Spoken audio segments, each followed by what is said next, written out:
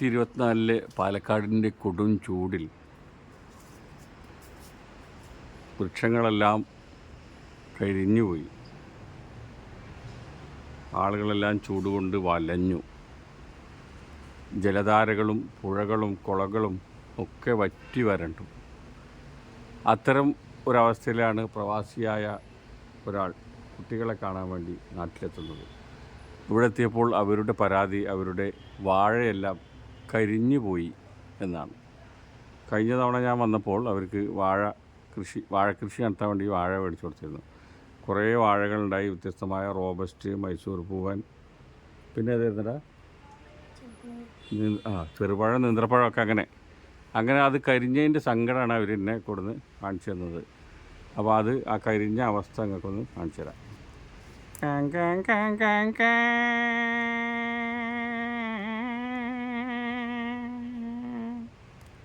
ഇതാണ് വാഴ കരിഞ്ഞ് കിടക്കുന്ന അവസ്ഥ. ഇനി അടുത്ത വാഴ കൃഷി കരിഞ്ഞത്.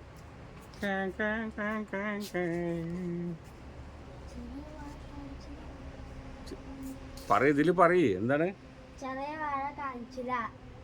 ഓഹോ, ചെറിയ വാഴ കരിഞ്ഞ് താഴ്ന്നു പോയി അല്ലേ? ഇവിടെ അതിനെന്താ പറ്റിയെന്ന് പറയിക്കാം, അതിൻ്റെ പ്രശ്നം പറയും.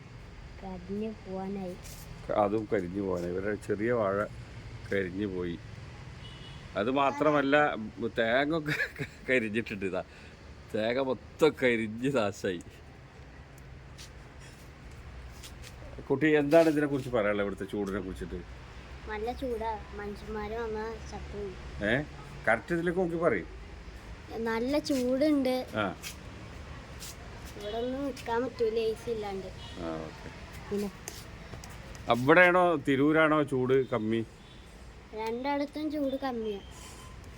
രണ്ടിടത്തും കമ്മിയാണ്. അപ്പൊ കൂടുതലില്ല. പിന്നെ കരിഞ്ഞു പോയി എന്ന് പറയണതോ?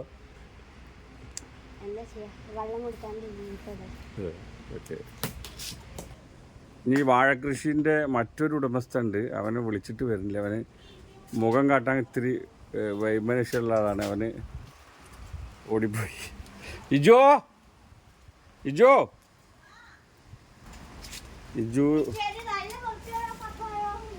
മറ്റേ വാഴക്കൃഷിൻ്റെ ആള് ഓടി രക്ഷപ്പെട്ടിരിക്കണ്. അതാണ്. അപ്പോൾ പറയത്തക്ക അങ്ങനത്തെ ഭയങ്കര ചൂടൊന്നും ഇപ്പമില്ല. പക്ഷേ 2 ദിവസം മുമ്പൊക്കെ ഭയങ്കര ചൂടുണ്ടായിരുന്നു എന്നാണ് പറയുന്നത്. പൊതുവെ പാലക്കാടൊക്കെ ഇപ്പോൾ ചൂട് പൊതുവെ കമ്മിയായിട്ടുണ്ട്.